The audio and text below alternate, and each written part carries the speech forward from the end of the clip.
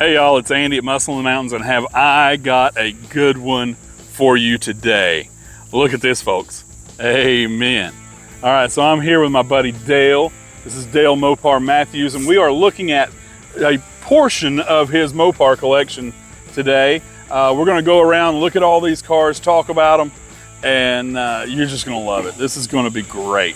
So what's this first one, Dale? It's a 68 Charger with a 4-speed. Wow. It's a unrestored car. It needs a little work, but it's a lot of fun to drive because you don't have to worry about it, and it's a great driving car, and the 4-speed makes it a lot of fun. Oh, I bet. And so then we got a Roadrunner, right? What year is this Roadrunner? 71 Roadrunner with a 383 in it, and I've had that car for 30 years. Oh, wow. Wow. So we did a video previously with Dale. This is when we first met, of this incredible Superbird. So that's a 70, all Superbirds are, right? Yes. All right, so tell me a little bit about this car. How long have you had it? I've had it 31 years, but I found it when I was a teenager in late 70s, and I was able to purchase it 31 years ago. I traced it down and was able to buy it. Wow. And it's a 70 446 pack original engine with the 3 2-barrel carburetors, automatic. Nice. So that one we did a video of last year, right? It was last year, wasn't Yes. it? And so I'll have the link for that in the description, and you can check out that video. So here's a Challenger. Now this car is a little bit special, right? So 70 Challenger. Tell me about this one. Yeah, historically this car is very special because Bobby Isaac was a 1970 NASCAR champion. Yeah. He drove a Dodge Daytona number 71, and it was an orange colored car, and he got his start in Newton Hickory area at the Hickory Motor Speedway, and that's where he ran his last race. And this car has always been within 20 miles of this area because that's where he lived, about 20 miles from here. And when he won the Texas 500 on December 7th, 1969, Dodge offered a car to him, and he ordered this Challenger Special to his specifications. Wow. And gave it to his son Randy to drive through high school, and it's always been in this area. Wow, that's cool. Cool. Now this car stands out a little bit in this collection because it's, from a vastly different area. So what year is this Fury? It's a 61 Plymouth Fury. Okay. Very cool. Love the white walls. That's just a cool car. It is. That's a cool car. It's a totally different feeling when you're inside driving it. Right. It's very classy and refined, and it's just a whole different experience compared to the normal muscle car stuff. Right. All right, so GTX, This is a beast. It is. It's a 4-speed, 410 Dana, 440 4-barrel, one of 327 made with the 4-speed and the 4-barrel. And it's optioned out really neat, just how I would have ordered one in 71, with the air grabber, the curious yellow paint, the spoilers, and the 4-speed. So it's an excellent option car that I really think is very special. Yeah, that's awesome. I mean, we've got 3 yellow cars here, but they're vastly different yellows. They are. They're as different as they can be, really. Yeah, the GTX is curious yellow. The Superbird is lemon twist. Okay. And then the Dodge Charger is just called yellow. Okay. No fancy names in 68 for that one. Now look at this, folks. Is this not beautiful? I mean, what an array of gorgeous Mopars. So we're gonna go talk and look at some of the specifics of each one of these cars and dig a little deeper into them. Let's do that now. All right, y'all, so we're gonna start with this Charger, 68 Charger. And so this one's kind of in process, right? Yes, this one's a driver, and it needs some work, but it's such a great driver. I hate to tear it down and start restoring it because it's so fun to drive as is, and you don't have to worry about it and shine it and everything else. But with the 4-speed, it's incredibly fun to drive and very interactive. So. Right. Yeah, this is awesome. I'm a big fan of cars like this, like cars in this this state, if you would. I like patina cars. I like just hot rods. I like stuff that people drive. I know that you and I have a very similar philosophy there, in that, you know, a car is made to be driven. Yes, absolutely. That's And where the fun is. Right. Amen. All right. Yeah, this is just a really cool car and a fun car, right? So you can just hop in this and go anywhere, can't you?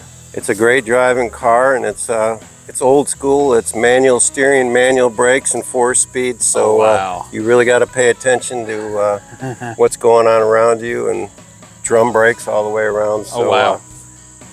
Again, you got to leave some distance between the person in front of you, but it's a great driving car, and I drive it to town all the time. Wow.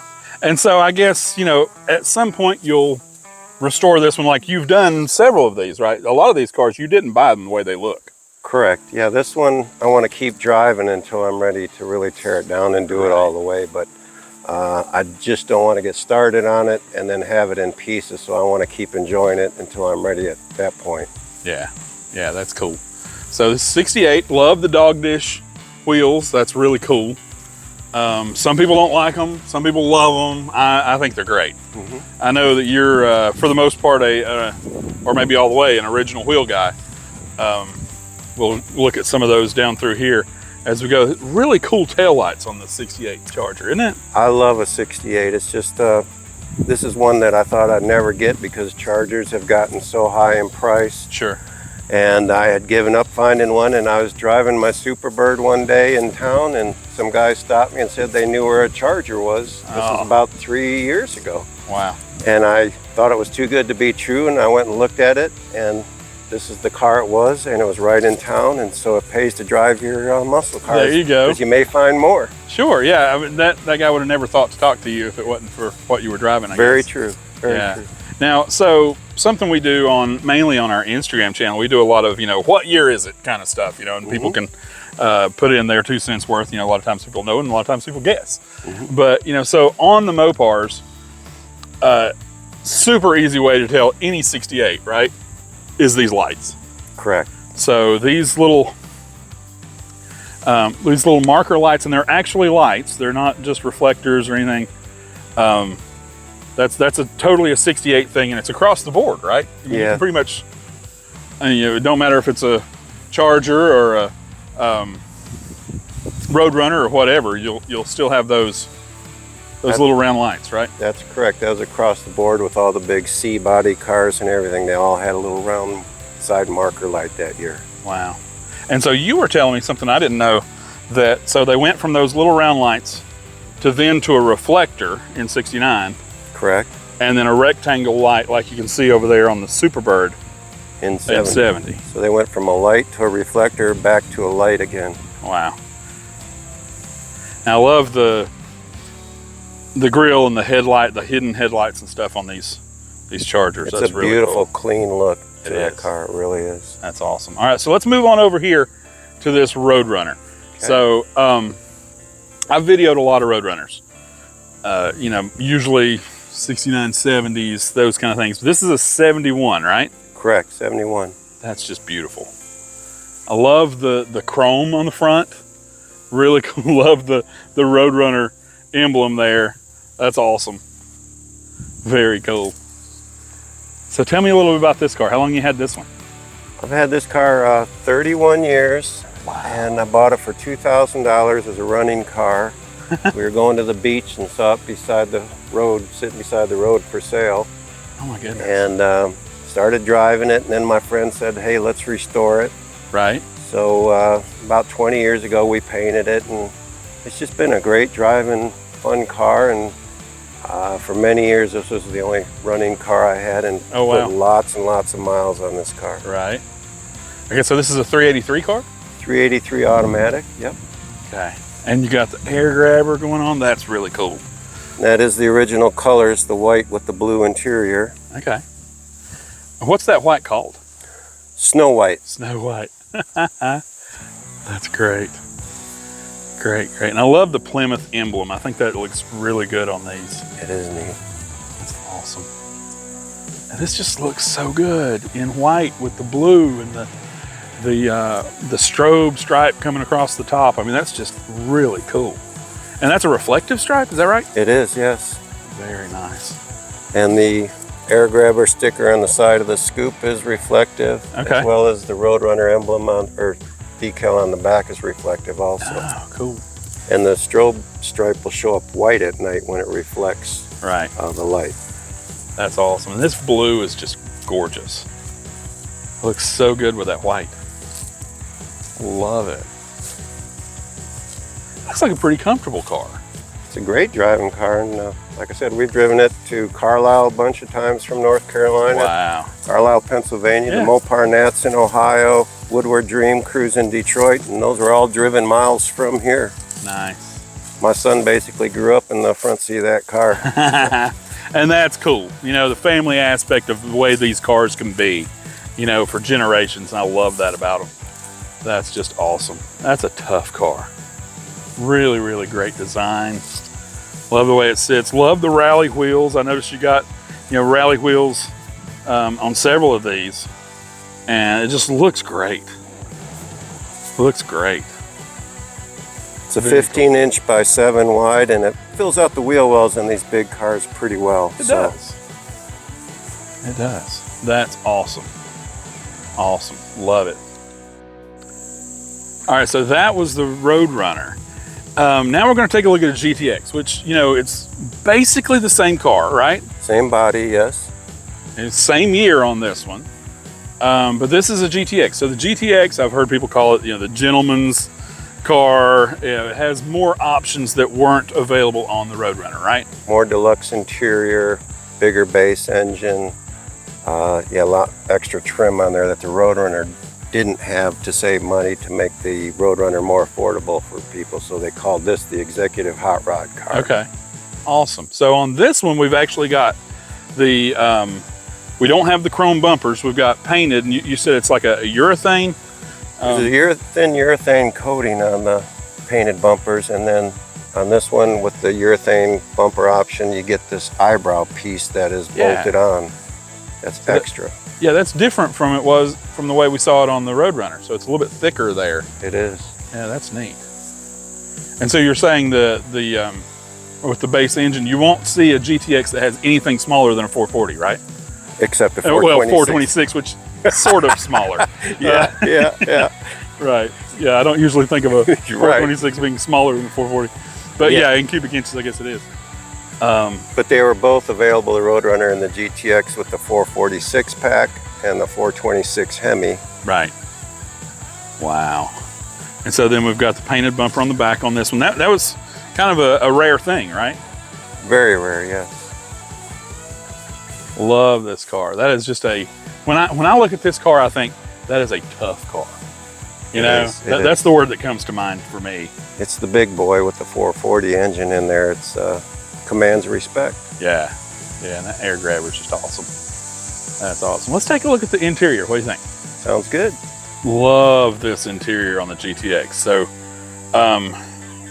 all GTX is kind of basically a more deluxe interior than, say, your Roadrunner or whatever, right? Yes, they came standard with a bucket seat, whereas the Roadrunners came with a bench seat with a bucket seat optional, so your GTXs will have bucket seats with it. Nice. And I love the wood grain trim in here, and of course everybody's looking at this going, yeah, it's got the pistol grip, right? Right, that's the showpiece right there. That's the centerpiece sure. that we all love. The Hurst pistol grip, that's awesome. And so you were telling me about the radio, and I don't see it. This car didn't come with a radio, and usually they have a delete plate there, a cutout to cover the hole for the radio. But on this car, in this body style, when you didn't order a radio, this is a one-piece wood grain unit that didn't even have the hole cut out, so it was a whole different part number and piece, and be very difficult to find because most cars had radios. So right, that's awesome. And you know, I'm a big music lover, but when it comes to these cars, there's nothing I would rather hear than the car. that's exactly right. You know? And you don't get an antenna with it either, so it's a clean look on the car then for the fenders and everything. That's awesome. And so you got the road test sticker there. That you said the dealership puts those on there? I believe so, yeah. Yeah. Seen him on quite a few cars, and they were trying to advertise that it was the magazine pick of the year for that. So this car, so this is 71. So you got a lot of, we're talking about, kind of the, Vietnam era coming to a close there. And check out these exhaust tips. How cool is that? Got the machine gun style like vents on there. And check out the way the air grabber looks. Got kind of a military theme going here with the, the style of the lettering, and then it's like the nose art. It reminds me of like the Flying Tigers, right? Right. Yeah, absolutely. That's very cool. Very cool, brother. This is an awesome car. Like I said, it's just tough. Love the 71 styling. It's very different from the predecessors, and just an awesome machine. So, how long have you had this one? Had this one about 18 years. Wow. And yeah, the spoilers are optional, and I think they add a lot to it and break up the yellow really nice. And sure. This was, my friend had found this car up in Michigan, and he started telling me about it. And this is about the ultimate way I would have optioned a 71 if I were to order it. And he started telling me about it, and it's going down a checklist that I have for the perfect 71 car for me. And he told me about it, and I said, well, I need to buy that car. And it was for sale, so we worked out a deal. And did you have to do a lot to this one?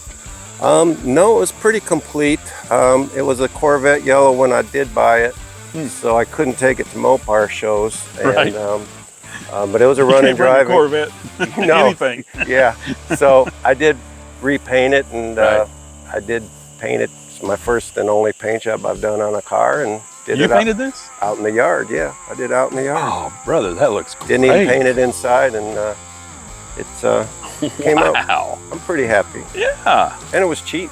Right. You did great. That's a bug right there, by the way. Yeah. So that's not a spot. Bugs like the yellow. Right. That looks awesome. And I love the stripe too, the little black pinstripe. That's a factory pinstripe. So all GTXs should have that pinstripe, either black or white. Okay. A lot of them don't when they restore that, do that, but that's a GTX. Was that a bear to put on? Yeah, I had to have a pinstriper do it because I didn't want to just put tape on there. I actually put it on, and it was factory painted on too. I don't know how they did it, but it was a painted stripe. Okay, that's amazing. That's awesome.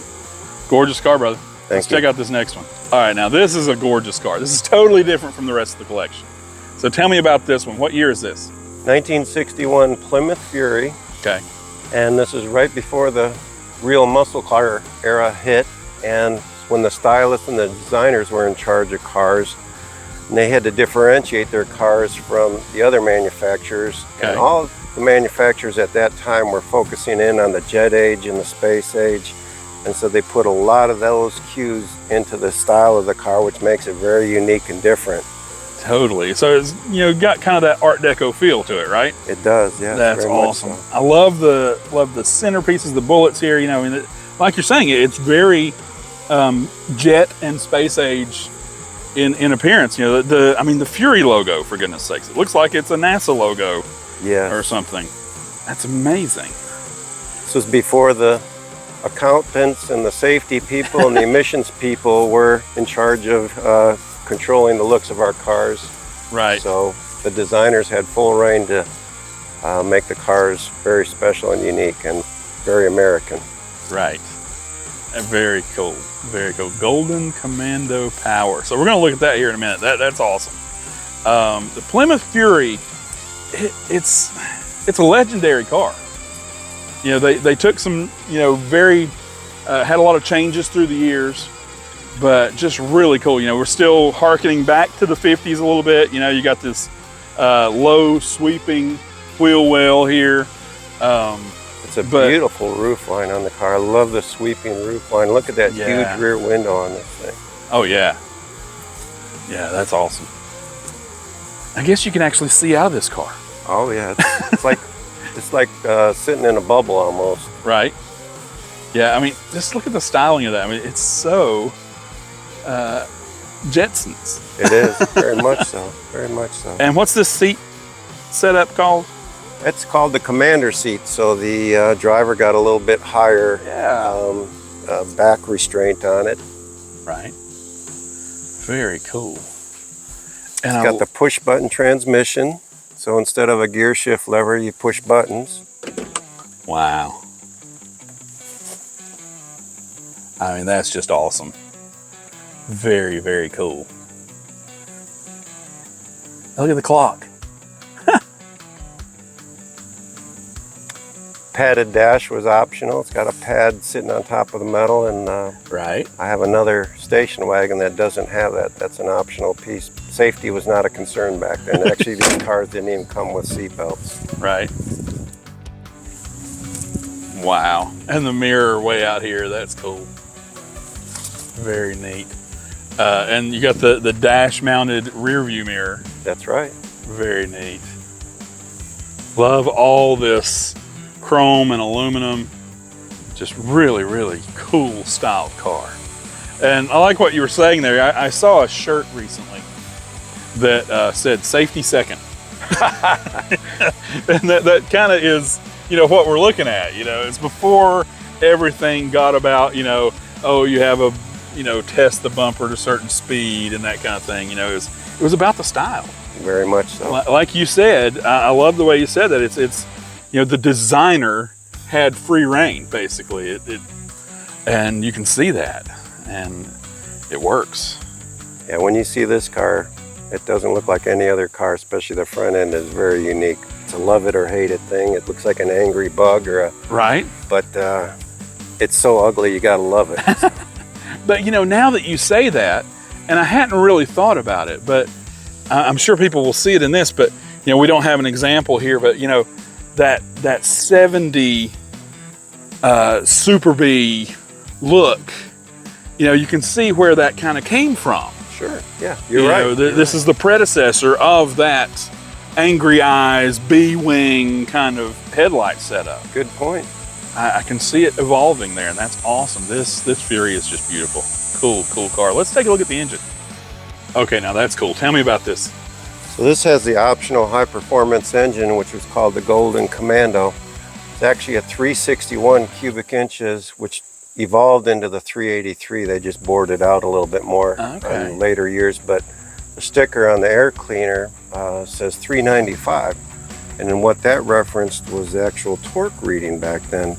Buick, Oldsmobile, all those cars back then for a few years were advertising torque on the cars, and so this is 395 torque. So they weren't advertising cubic inches or horsepower then. They were emphasizing the torque. Wow. That's cool. I love the styling of it. That's just awesome. Very, very, very cool. Nice. And the Dodge version was called the Golden Lion. Oh, had never heard that. Had no idea. That's awesome. All right, y'all, here we go with the 70 Challenger RT. So the 70 Challenger is just a gorgeous car, right? So much smaller than the rest of these that we got going on here. What was the body designation on these? E-body. E-body, yeah. Wow. The rest of these were B-bodies, and this is an E-body platform, which is the same as a Barracuda. Right, okay, very nice. So 70, that's the first Challenger ever, right? Correct. Cool, so this is their entrance into the pony car race. That's right. Okay. 70 Challenger is just a gorgeous design. There's no bad angle on the car, and it's the beautiful front end and back end, and the grille is just a work of art. Yeah, totally is. That's just nice. Love the rally wheels. So this is the RT package, that's road and track, right? Yes. Okay. Yeah, that's nice. Love the spoiler, love the louvers. I mean, that's just beautiful. Louvers are a very rare option. Those are aluminum. Okay. And they flip up so you can clean the window. Oh, I see that, yeah. Got the hinges up there, that's cool. Gorgeous taillight design. Just a clean look to it. Really does. And I love the exhaust. Got the 4 tips going on. Very cool. I even like the gas cap. Oh, that's awesome, isn't it? That is awesome. Simulating a race car, Right. quick fill gas cap. Yeah. So this is the 383 Magnum. And 4-speed car? 4-speed, yep. Wow. Pistol grip, 4-speed. That's cool. So you were telling me this is the biggest engine you could get with a 4-speed, right? With the 4-speed and air conditioning. 4-speed and air conditioning. Okay. Yeah. Very If you wanted a 440, Mhm. you had to get an automatic with the air. It wouldn't give you a Wow. 4-speed and a 440 with air conditioning. Okay. So this car's got a special history to it, right? First owner was a very special guy, and he ordered the car. It was Bobby Isaac. He was a 1970 NASCAR champion. He was the Dodge counterpart of Richard Petty, who was for Plymouth. Right. And he drove in 1970, he drove a Dodge Daytona that was orange color like this car. Okay. And when he won the Texas 500 in 1969, Dodge allowed him to order any car he wanted because he won that race. And this is the car he ordered special for himself and his son. This is the actual car. This is the car that he ordered, and his son drove through high school. And Bobby grew up and lived and died about 20 miles from here at the Right. Hickory Motor Speedway. That's where he got his start. And this car has always had owners within 20 miles of this area and Bobby's original home. Wow. So let's check out some of the memorabilia we got going on from him. A picture of the same car in 1970. Bobby Isaac's on the left, and the person on the right is Sheriff Higgins, who was the advertising icon for Dodge at the time. Says "you in a heap of trouble, boy" in a lot of Dodge commercials. Right. So when this car was delivered in Charlotte to Bobby, they were giving him the keys for this car. And this is a Dodge press release photo of this actual car. That's really cool. Very cool. Some great history on an awesome car. All right, so tell me about the jacket. So that's a reproduction jacket of a jacket that Bobby would wear back in the day, a Dodge Scat Pack jacket, and there's lots of pictures with Bobby wearing that jacket back in the day. Awesome. And the two pieces on the seat are memorabilia that from Sheriff Higgins, the Dodge hat and a mask of his face. That's great. That's great. And man, look at that pistol grip on the 4-speed. That's just really nice. Yeah, this thing has a lot of options. It's got the leather seats, power windows, air conditioning, AMA track radio, rim blow steering wheel. It's just got a lot of options on this car that most Challengers don't have. Right. Okay, so I noticed a word you said there. That's leather seats, not vinyl. It is leather seats, right? Wow. And it was ordered that way. Yes. Mercy. I have a copy of the original window sticker, and on the window sticker it actually has a line item that says Bobby Isaac NASCAR giveaway car. Yeah. And then another item that says Chrysler company car. So Chrysler gave this to Bobby Isaac, and that's all documented with the DMV even. That's incredible. Well, you know, if they're going to give you a car, why not get leather, right? Absolutely. Incredible. Gorgeous, brother. All right, y'all. We'll close out with this one. Now, this is going to stand out anywhere. But it even stands out in this collection. So we got Superbird. Wow. Now, like I said, we did a full video just on this car a while back, and I've got the link for that down in the description if you want to check that out. But let's talk a little bit about your Superbird. Tell me about this beauty. Okay, this is the original 446 pack, 3 2-barrel carburetors on it. The base engine was a 444 barrel. 446 pack was optional, as well as a 426 Hemi. Wow. And this one has the optional 6-pack engine. This car I originally saw in the late 70s when I was a teenager, before I even had a car. Right. And as I got older and started to get interested in finding cool muscle cars, I found the original owner, or the owner for this one that I bought it from, and eventually convinced him to sell it to me. And so I've had this car 31 years, and restored it, and it needed a lot of work, but I'm really enjoying driving it now. Yeah. It's a great car. That's incredible. Now, I noticed you just kind of gloss over the, I talked him into selling it to me. That was a little bit of a process, wasn't it? It wasn't for sale at the time, and I just kept going back to him about every month and saying I'm really interested in that car. And then it paid off. Eventually he called me and says he needed to round up some money, and he knew he was never going to restore it, and sold it to me. And kind of the neat thing is I've kept in touch with him over the years, especially through Facebook and everything, through his family. And I had dinner with him at the Mopar Nets in August. Wow. And we had dinner and reminisced about the car. And he's come to my house once and actually rode in it too. So he's really happy that it got restored. I bet. And it's neat that he's happy that I own it too. Yeah, I've seen pictures of this car before you started on it, and you can check those out in the other video.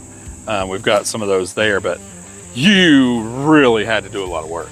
This one took me a long time because I'd get discouraged or run out of money because it needed everything, but I knew it was my only chance to get a Superbird.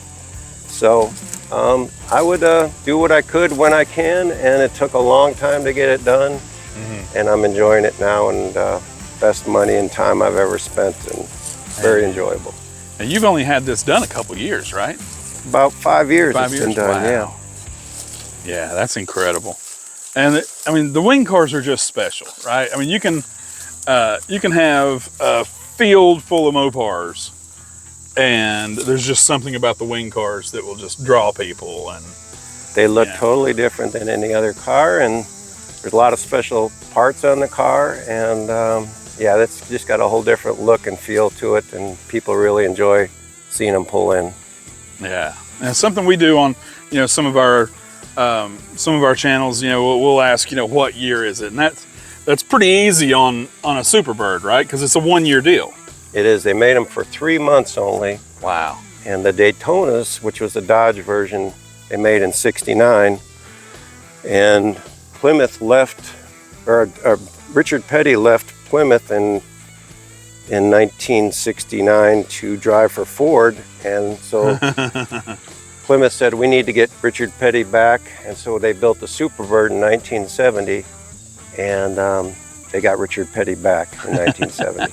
That's a good reason to make it. So these were, you had to have a certain, I remember you were telling me for the other video, you had to have a certain number of them sold to the public to be allowed to race them, right?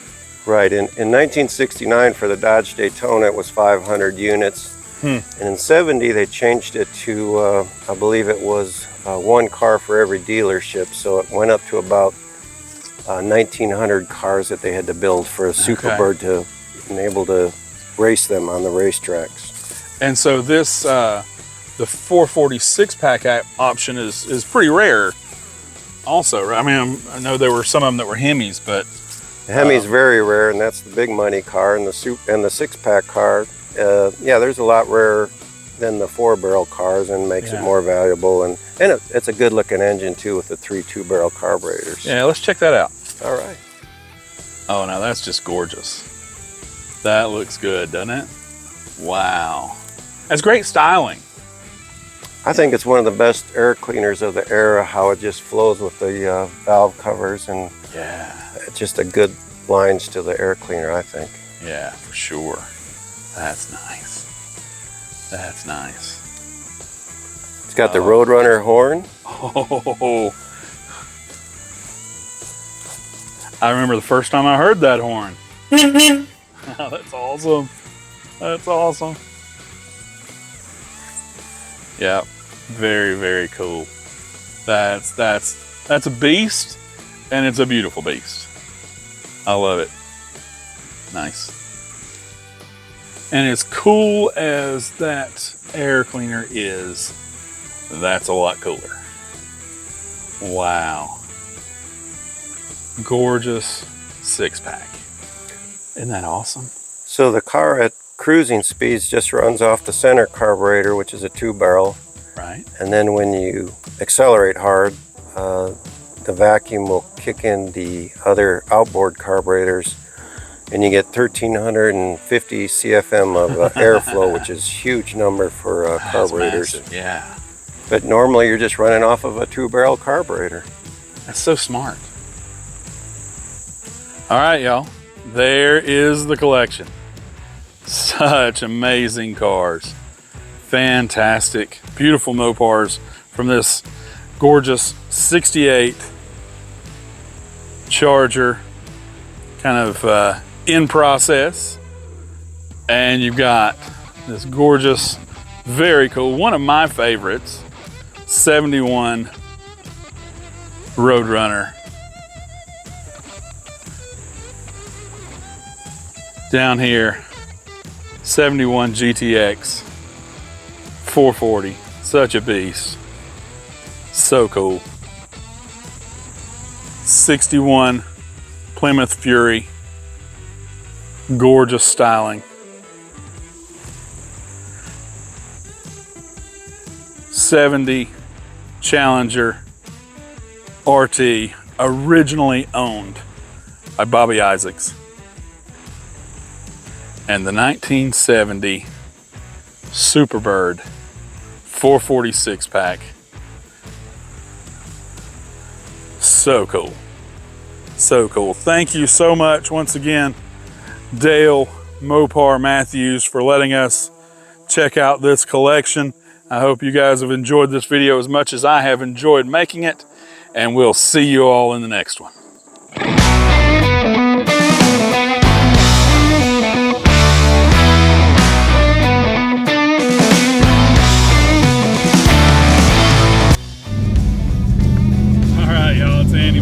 We're taking a ride here in this 70 Challenger RT, and this thing is just sweet. Oh, it sounds so good, feels good. This is a great car, isn't it? What is the car about? Oh man, yeah. I mean, it's comfortable.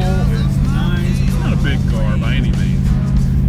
You know, these pony car styles are, you know, they're pretty compact, but it feels great. Love the sound of it. Nice. So this is a 4-speed car and 383, right?